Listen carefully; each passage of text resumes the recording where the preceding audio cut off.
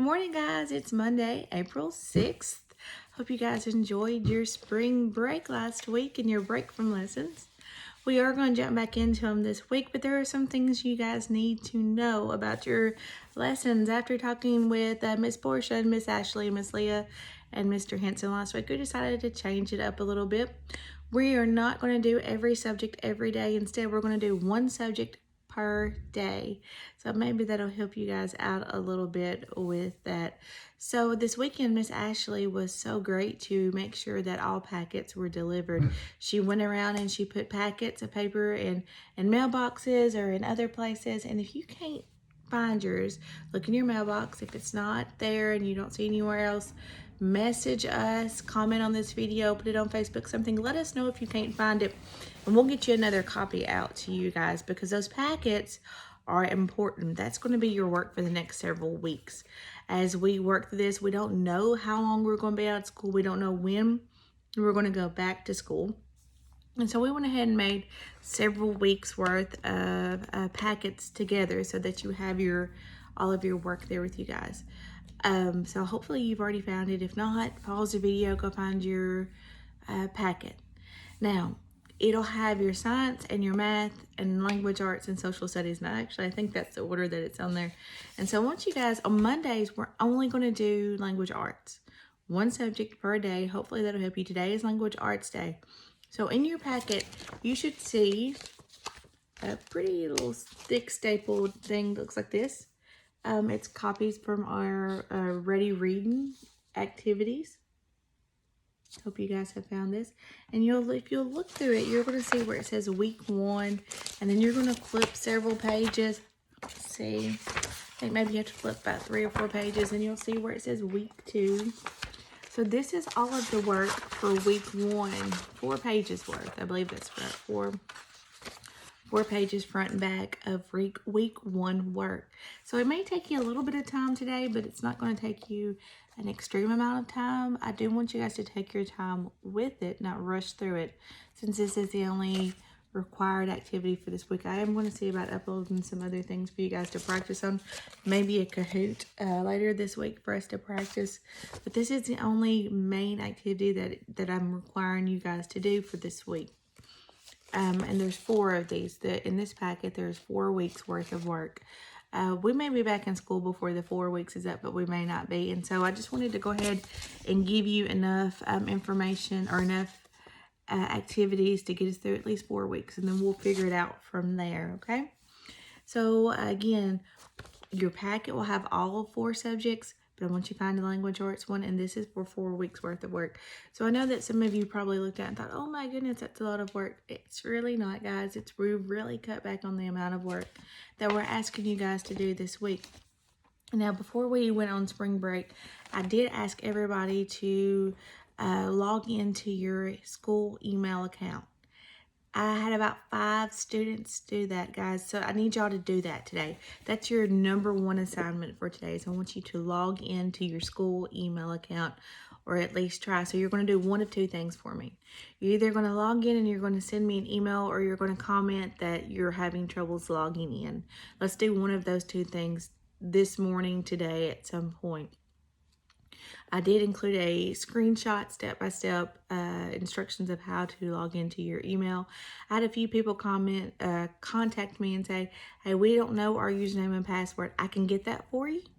It just takes me just a couple of minutes, but I can get your username and password for your email account. It is the same as your school computer login information.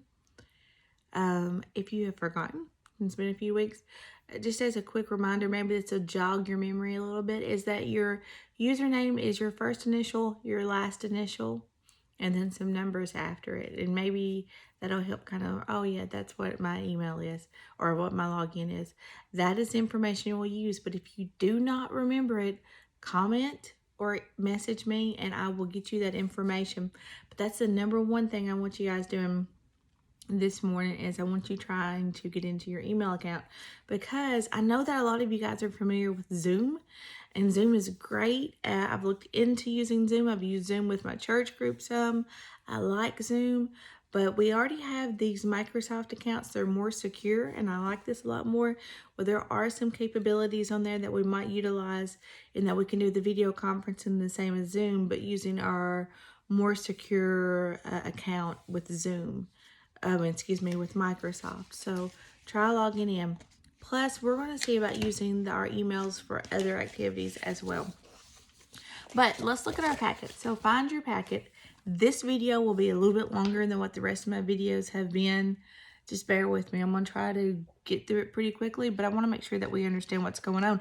I've had several parents and students contact me and go, I didn't know what to do. Or actually, I had more parents than any students, but I've had parents contact, oh, Jim didn't know how to do this assignment. He wasn't sure what you wanted out of him.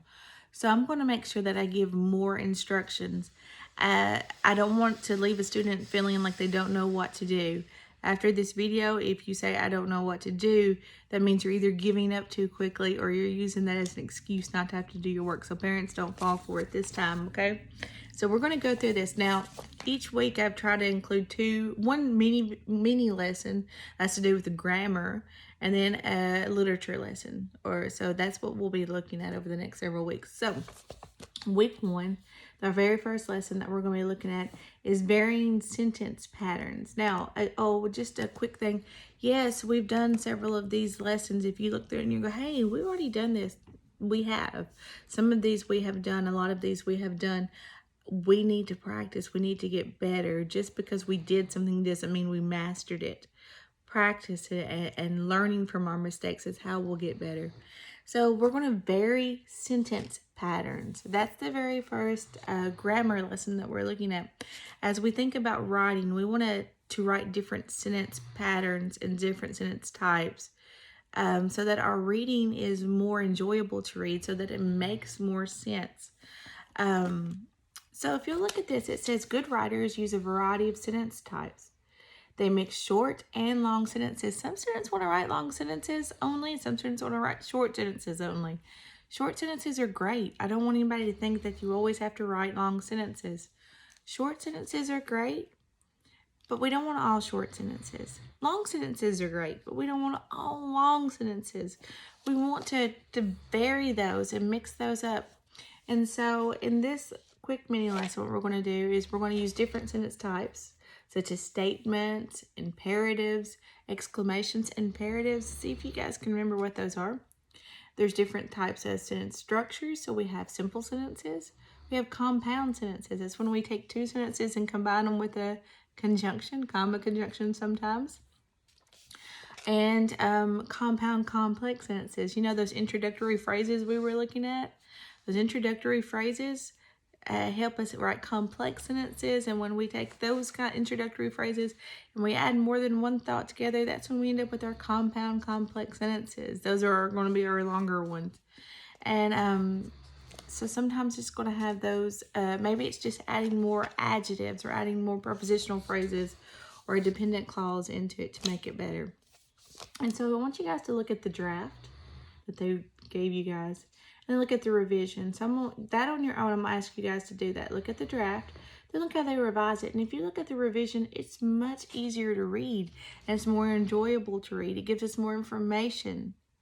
And so that's what we do when we vary our sentence patterns. It makes reading more enjoyable, plus gives more information. Now, there are 3 examples down here that they're going to ask you guys to rewrite the sentences. So if you look at sentence 1 says, change the sentence to a question. It is fun to learn about insect colonies. It's a good sentence. It's a complete sentence. There's nothing wrong with it. But if we take it and we change it to a question, sometimes it kind of poses as a hook. If you'll remember, we talked about hooks. So instead of saying, it is fun to learn about insect colonies, what if we say, wouldn't it be fun to learn about insect colonies? Or have you ever thought about learning about insect colonies? Those are great ways to take a sentence and change it into a question. And some students on this one, when we did this activity before you changed it, said, is it fun to learn about insect colonies? Well, that's not giving the same thought, okay? We want to change it to a question, but we want to give the same information to our reader. We're not asking them, is it fun? But we're wanting them to learn that it can be fun. So, wouldn't it be fun if we learned about insect colonies? Or have you ever thought about insect colonies? Learning about insect colonies can be fun, things like that. Look at the next one. It says use the word when to combine these sentences. I looked at the museum map. I noticed a new insect exhibit. So you would use the word when one of two ways. We might say, when I looked at the museum map, comma, I noticed a new exhibit. That's one way. Or think about if we take those two sentences and we flip them, we might say, I noticed a new insect exhibit when I looked at the museum map. And then the last one, they're asking you guys to combine these sentences to a new sentence that begins with a prepositional phrase. It was near the entrance to the exhibit. The first thing I saw was a giant grasshopper. So, a prepositional phrase. I know the word near is a preposition.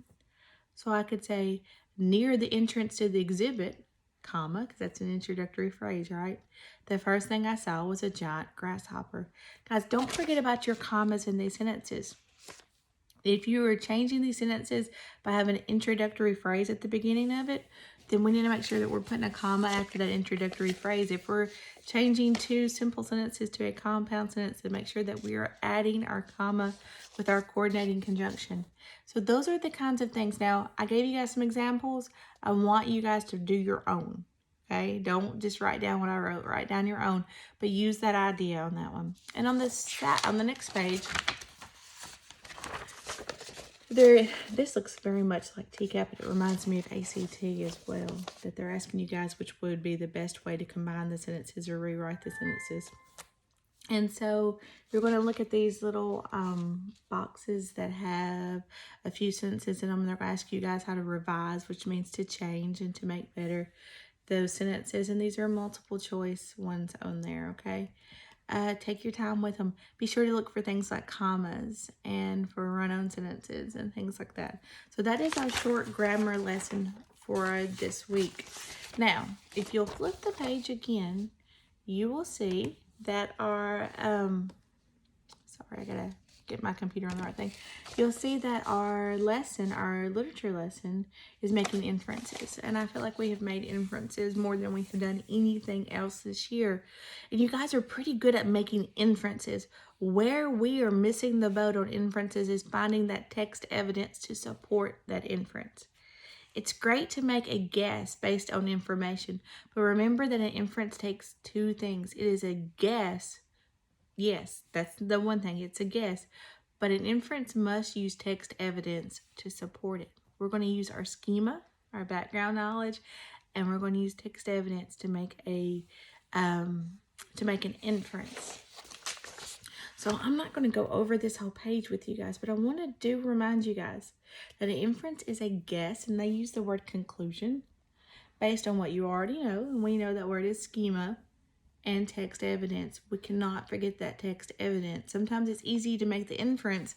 The hardest part is finding that text evidence that supports it. And so if we look at this, where this is a little story on Abraham Lincoln, they already gave you some information about what you know, and they gave you one piece of text evidence. All you have to do is find another piece of text evidence that supports it, okay? They already gave you the inference. All they're wanting you to do on this chart is to find another piece of evidence that supports this inference, okay? I want you guys to think about that. I want you to work on that one. Now, text evidence, that means we're going to quote it. Don't just say the text says. That's great. But let's use quotation marks and let's write down the sentence. It could be a part of the sentence or it can be the whole sentence. Just whatever information actually supports it, okay? All right. Now,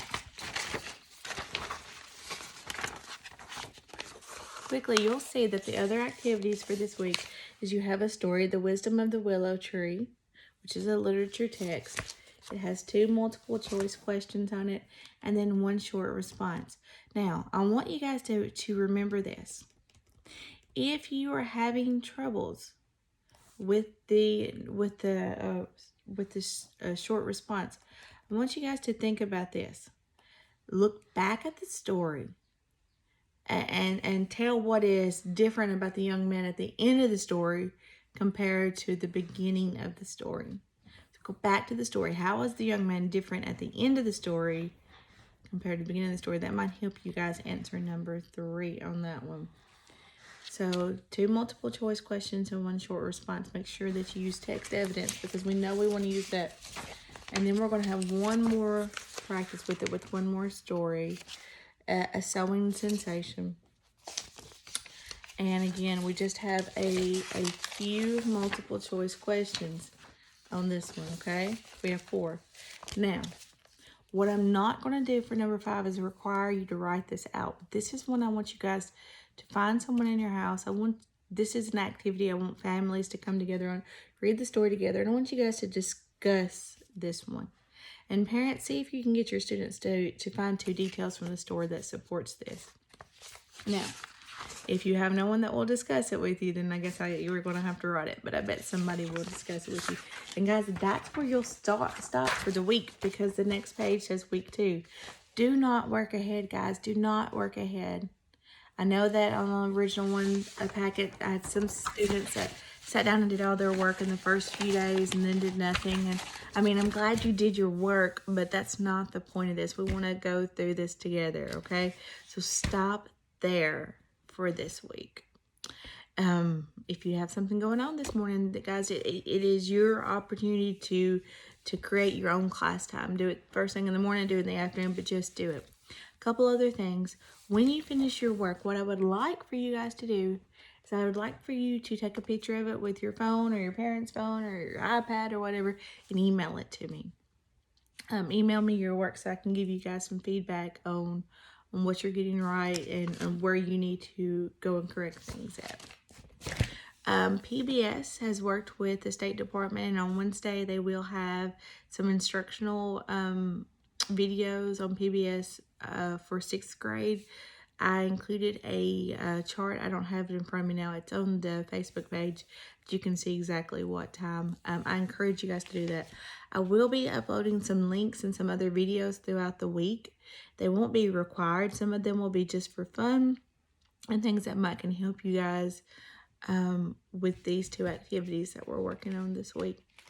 So that's all we got for this week. I kept the video under 20 minutes. Ooh, it's a long one, but I hope you stuck with me through it. Just 20 minutes into it. This is your packet. Don't lose it. Don't let your dog eat it. If you can't find it, if you do lose it, if your dog does eat it, then let me know. Don't say, well, I couldn't find it, Miss Beverly. We lost it.